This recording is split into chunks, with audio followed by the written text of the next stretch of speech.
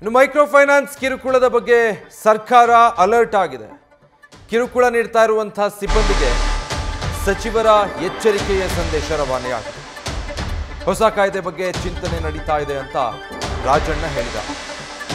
ಅಮಾನವೀಯವಾಗಿ ವರ್ತಿಸಿದ್ರೆ ಬಿಡೋದಿಲ್ಲ ಅಂತ ಮತ್ತೊಂದು ಕಡೆ ಸಂತೋಷ್ ಗೌಡ್ ಹೇಳಿದ್ದಾರೆ. ಪೊಲೀಸರಿಗೆ ಪವರ್ ಕೊಡೋದಕ್ಕೆ ರೆಡಿ ಅಂತ ಗೃಹ ಸಚಿವರು ಪರಮೇಶ್ವರ್ ಕೂಡ ಪ್ರತಿಕ್ರಿಯಿಸಿದ್ದಾರೆ. ಕಿರುಕುಳ ನೀಡಿದ್ರೆ ಕ್ರಮ ಆಗುತ್ತೆ ಅಂತ ಸಚಿವ ಮಧು ಬಂಗಾರಪ್ಪ ಕೂಡ ಹೇಳಿದ್ದಾರೆ. ಸೊ ಈ ಎಲ್ಲ ಸಚಿವರು ಕೂಡ ಈ ಬಗ್ಗೆ ಖಡಕ್ ಆಗಿ ಪ್ರತಿಕ್ರಿಯಿಸಿದ್ದಾರೆ. ಮೈಕ್ರೋ ಫೈನಾನ್ಸ್ ಬಗ್ಗೆ ನಿನ್ನೆ ಮುಖ್ಯಮಂತ್ರಿಗಳು, ಉಪಮುಖ್ಯಮಂತ್ರಿಗಳು, ಕಾನೂನು ಸಚಿವರು, ರೆವಿನ್ಯೂ ಮಿನಿಸ್ಟ್ರು, ನಾನು ಎಲ್ಲರೂ ಕೂಡ ಸೇರಿ ಒಂದು ಚರ್ಚೆ ಮಾಡಿ RBI ರೆಪ್ರೆಸೆಂಟೇಟಿವ್ಸು, ಮೈಕ್ರೋ ಫೈನಾನ್ಸ್ ಇನ್ಸ್ಟಿಟ್ಯೂಷನ್ನಿನ ಅಸೋಸಿಯೇಷನ್ನಿನ ರೆಪ್ರೆಸೆಂಟೇಟಿವ್ಸು ಮತ್ತು ನಮ್ಮ ಸರ್ಕಾರದ ಎಲ್ಲ ಹಿರಿಯ ಅಧಿಕಾರಿಗಳು, ಪೊಲೀಸ್ ಇಲಾಖೆ, ರೆವಿನ್ಯೂ ಇಲಾಖೆ ಮತ್ತು ಹಣಕಾಸಿನ ಇಲಾಖೆ ನಾವೆಲ್ಲರೂ ಕೂಡ ಕೂತು ಮಾತಾಡಿದ್ದೇವೆ. ಮುಖ್ಯಮಂತ್ರಿಗಳು ರಿವ್ಯೂ ಮಾಡುವಾಗ ಒಂದು ತೀರ್ಮಾನಕ್ಕೆ ಬಂದರು. ಇರ್ತಕ್ಕಂಥ ಕಾನೂನನ್ನು ಭದ್ರ ಮಾಡುವಂಥದ್ದು ಮತ್ತು ಹೊಸದಾಗಿ ಏನಾದರೂ ಪ್ರಾವಿಷನ್ಸನ್ನು ಸೇರಿಸೋದಕ್ಕೆ ಒಂದು ಲೆಂಡಿಂಗ್ ಮಾಡೋರಿಗೆ, ಒಂದು ರಿಕವರಿ ಮಾಡೋರಿಗೆ, ಯಾರು ಬೆನಿಫಿಷಿಯರ್ಸ್ ಇರ್ತಾರೆ ಅವರಿಗೆ ತೊಂದರೆ ಮಾಡಿದಾಗೆ RBI ಗೈಡ್ಲೈನ್ಸ್ ಏನಿದೆ, RBI ಗೈಡ್ಲೈನ್ಸ್ನಲ್ಲಿ 6 ಗಂಟೆ ಮೇಲೆ ಹೋಗಿ ನೀವು ರಿಕವರಿ ಮಾಡಬಾರ್ದು ಅಂತ ಇದೆ. ಅಸಭ್ಯ 6 ಗಂಟೆ ಅಸಭ್ಯ ಮಾತುಗಳನ್ನು ಆಡಬಾರ್ದು ಅಂತ ಇದೆ. ಆಮೇಲೆ ಅವ್ರ ಮನೆಗಳನ್ನೆಲ್ಲ ಹೋಗಿ ರೈಡ್ ಮಾಡೋದು, ವಸ್ತುಗಳನ್ನೆಲ್ಲ ಹೊತ್ಕೊಂಡು ಬರೋದು, ಈ ರೀತಿ ಎಲ್ಲ ಮಾಡಬಾರ್ದು ಅಂತ ಇದೆ. ಅದನ್ನು ಸ್ಟ್ರಿಕ್ಟಾಗಿ ಪಾಲಿಸಬೇಕು ಅಂತ ಹೇಳಿ ನಾವು ಅದನ್ನು ಹೇಳಿದ್ದೇವೆ. ಅದಕ್ಕೆ ಕಾನೂನು ಏನಾದರೂ ಬದಲಾವಣೆ ಮಾಡೋದಿದ್ರೆ ವಿ ವಿಲ್ ಡೂ ಇಟ್. ಹೊಸದಾಗಿ ಮಾಡೋದಕ್ಕೆ ಈಗ ಕೆಲವು ಕಾನೂನು ತರಬೇಕು ಅಂತ ಏನು ಅಂದ್ಕೊಂಡಿದ್ದೀವಿ, ಅದನ್ನು ಆರ್ಡಿನೆನ್ಸ್ ಮೂಲಕ ತರಬೇಕು ಅಂತ ಅಂದ್ಕೊಂಡಿದ್ವಿ. ಬಹುಶಃ ಇನ್ನೊಂದು ವಾರದಲ್ಲಿ ಆ ಆರ್ಡಿನೆನ್ಸನ್ನು ಮಾಡಿ ಇದು ಕ್ಯಾಬಿನೆಟಲ್ಲಿ ಅಪ್ರೂವ್ ಮಾಡಿ ಗವರ್ನರಿಗೆ ಕಳಿಸ್ಕೊಡ್ತೀವಿ. ಅದು ಭಾಳ ಕಠಿಣವಾಗಿರ್ತಕ್ಕಂಥ ಕಾನೂನು ಆಗಬೇಕು ಅಂತ, ಪೊಲೀಸ್ಗೆ ಎಕ್ಸ್ಟ್ರಾ ಪವರ್ ಕೊಡಬೇಕು ಅಂತ. ಯಾಕೆಂದರೆ ಪೊಲೀಸಿಗೆ ಇವಾಗ ಸುವಮೋಟೋ ಕೇಸ್ಗಳು ತೊಗೊಳಕ್ಕೆ ಅಧಿಕಾರ ಇಲ್ಲ. ಆದ್ದರಿಂದ ಅವರಿಗೆ ಸುವಮೋಟೋ ಕೇಸ್ ತೊಗೋಬೇಕು.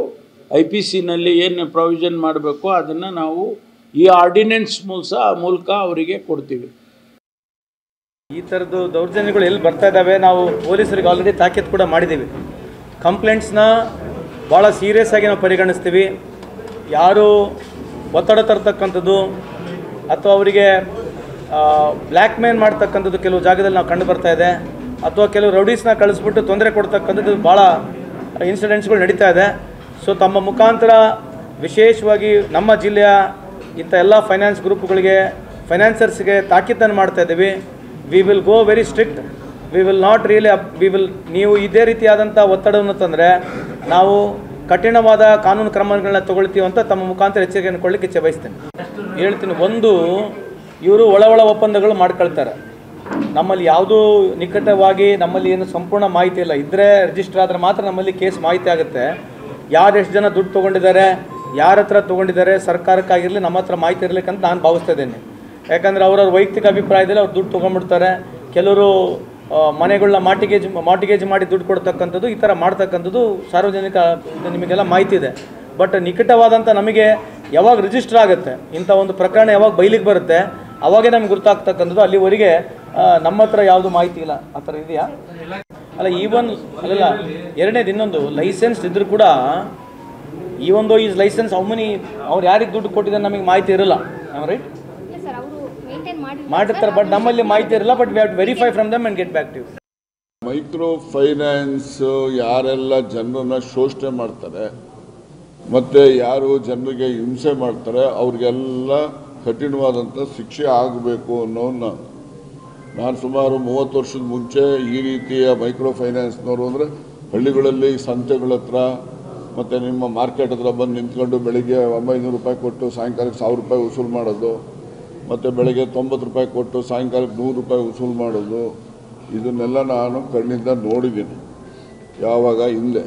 ಅದನ್ನು ನೋಡಿನೇ ನಮ್ಮಲ್ಲಿ ನಮ್ಮ ತುಮಕೂರು ಜಿಲ್ಲೆಯಲ್ಲಿ ಸಣ್ಣ ಸಣ್ಣ ಸಮುದಾಯನೂ ಕೂಡ ಒಂದೊಂದು ಫೈನಾನ್ಷಿಯಲ್ ಇನ್ಸ್ಟಿಟ್ಯೂಷನ್ ಸೊಸೈಟಿಗಳು ಮಾಡ್ಕೊಂಡಿದ್ದಾರೆ. ಅವ್ರವ್ರೆ ದುಡ್ಡಿದೆ, ಅವರೇ ಕೊಟ್ಕೊಳ್ತಾರೆ.